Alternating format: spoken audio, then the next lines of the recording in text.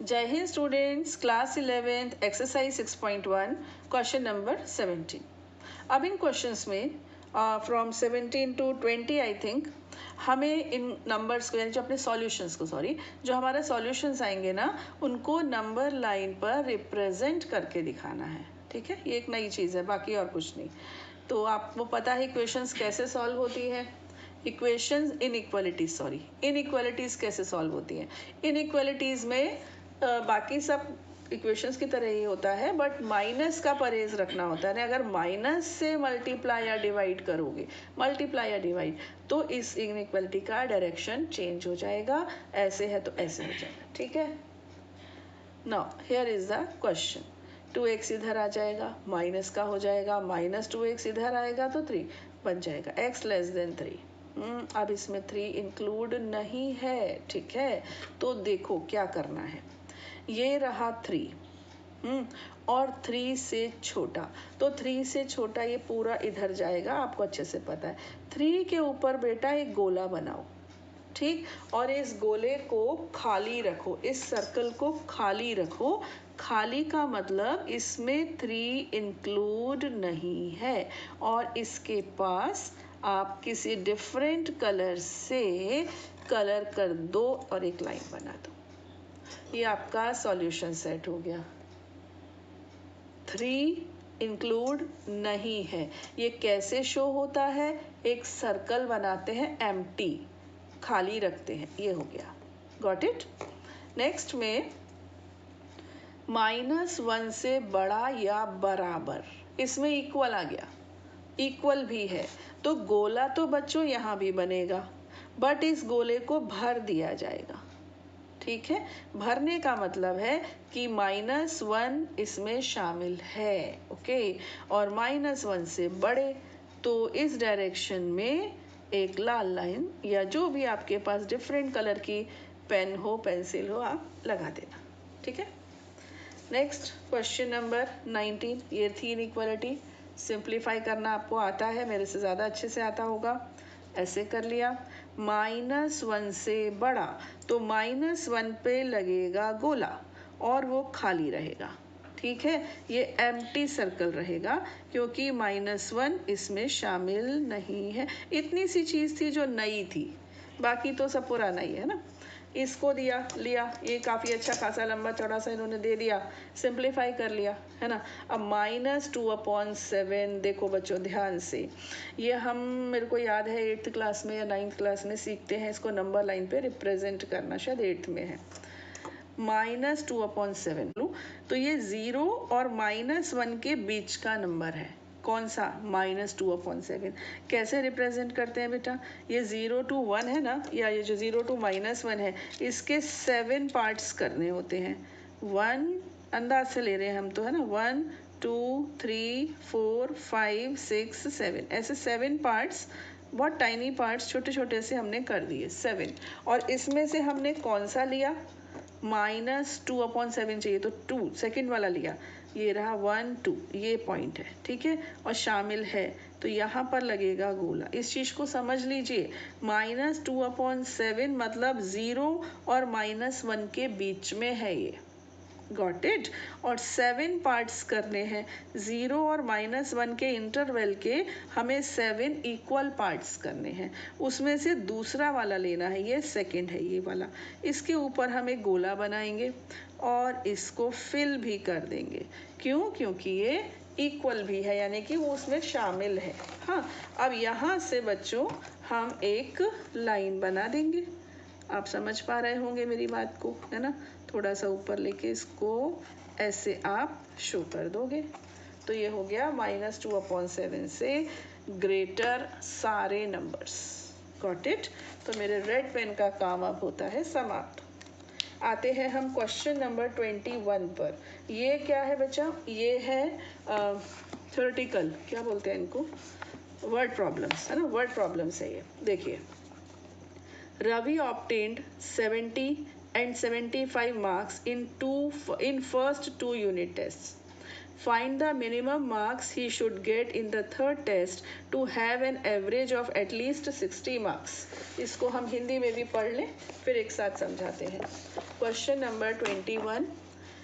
रवि ने पहली 2 एकक परीक्षा में 70 और 75 अंक प्राप्त किए हैं। ठीक है, 70 और 75 मार्क्स उसने प्राप्त किए हैं।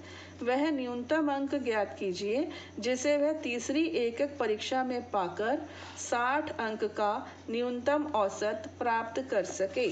एवरेज क्या होता है? औसत एवरेज क्या होता है?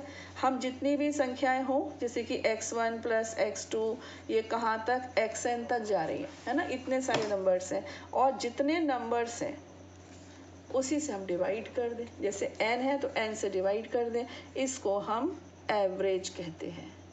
याद आया है ना? एवरेज जो समांतर माध्य नहीं होता था, अरिथमेटिक मीन, वही तर्ज है ये। तो जितने भी ऑब्जर्वेशंस होते हैं उन सबको हम ऐड करते हैं और नंबर ऑफ ऑब्जर्वेशंस से हम डिवाइड करते हैं। अब ये जो बच्चा है, क्या नाम इसका है, जो भी है, रवि, इसने 2 टेस्ट में, शुरू के 2 यूनिट टेस्ट में, एक में उसको मिले हैं 70 मार्क्स और एक में मिले हैं 75, और उसको एवरेज चाहिए 60 से ज़्यादा। देखो, न्यूनतम, मिनिमम 60, मतलब मिनिमम 60 हो, 60 से ज़्यादा चलेगा, 60 से कम नहीं होना चाहिए। तो अब जो उसका 3rd यूनिट टेस्ट आने वाला है उसमें वो कितने मार्क्स ले आए कि उसका एवरेज 60 से ज़्यादा ही रहे, ये क्वेश्चन है। ठीक है, तो इंग्लिश में लिख देंगे, let Ravi obtained X marks in 3rd unit test. Obtains करता है। ठीक है, माना रवि तीसरी एकक परीक्षा में X अंक अर्जित करता है। ठीक है, तो अब देखो, पहले में कितने थे? पहले में थे उसके 70, फिर थे 75, तीसरे में हो गए x। ठीक है, और एवरेज चाहिए, 3 टेस्ट है ना, तो 3 से डिवाइड होगा। हाँ, और एवरेज बोल रहे हैं मिनिमम 60 या 60 से ज़्यादा। मिनिमम 60, कम से कम, न्यूनतम तो 60 चलेगा और 60 से ज़्यादा चलेगा। ठीक, तो इसको मैंने ऐड किया तो ये हो गया 145 प्लस x, और ये आपका हो गया 180। तो x greater than equal to 180 minus 145, तो x should be greater than 35। ठीक है, 35 से ज़्यादा नंबर हो सकता है, उसकी तबीयत खराब हो, पर टेंशन में हो, तो सोच रहा हो कि इतने तो आ जाए कम से कम कि एवरेज 60 बन जाए, तो उसने सोचा कि चलो 35 तो ले आऊँ कम से कम, ऐसे है। ठीक है, तो अब बेटा, जब ये वर्ड प्रॉब्लम थी, यानी कि शाब्दिक समस्या थी, तो इसका उत्तर भी शब्दों में ही होना चाहिए, याद रखो। ठीक है, तो आंसर होगा, Ravi should earn at least 35 marks. ठीक है, टू गेट एवरेज, वो आपको लिखना हो लिखो, नहीं तो कोई ज़रूरी नहीं है। और हिंदी वाले क्या लिखेंगे? रवि को न्यूनतम 35 अंक लाने होंगे। ठीक है, आ गया समझ में? ऐसे ही क्वेश्चन नंबर 22।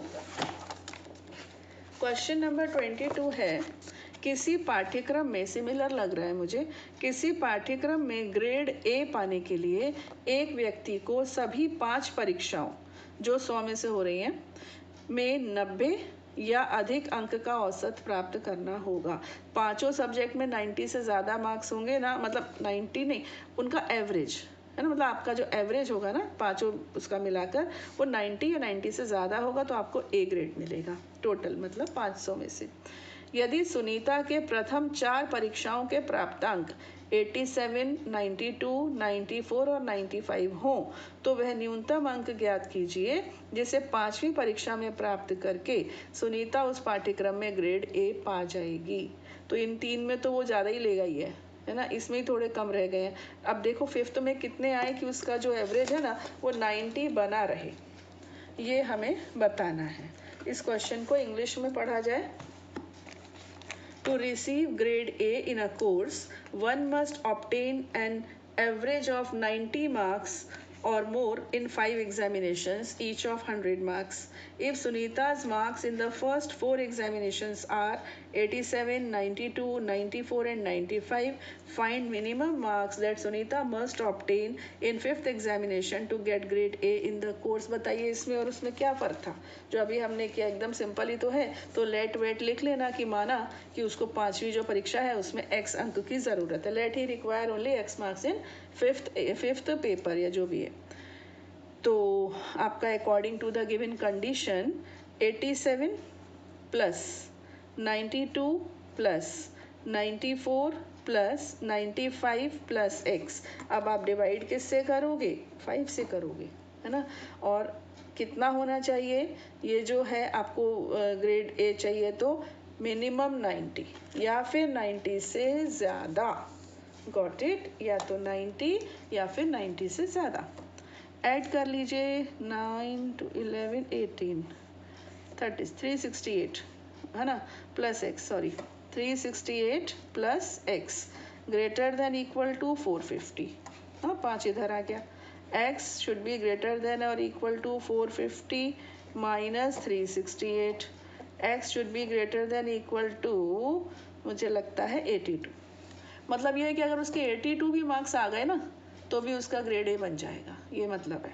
आपको दिखा ये, है ना, 82 मिनिमम। अब इस चीज़ को वर्ड्स में भी लिखोगे क्योंकि वर्ड प्रॉब्लम का सॉल्यूशन दे रहे हो तो वर्ड्स में ही अपना आंसर आएगा। ठीक है, तो इस तरीके से ये हो जाएंगे। बहुत सिंपल है ये, इजी चैप्टर है। मैं बताऊँ आपको, easiest chapter of this book है ये, पूरी किताब का सबसे सरल अध्याय है। तो अब इसके आगे के क्वेश्चंस हम लेंगे अपने नेक्स्ट वीडियो में। तब तक के लिए जय हिंद।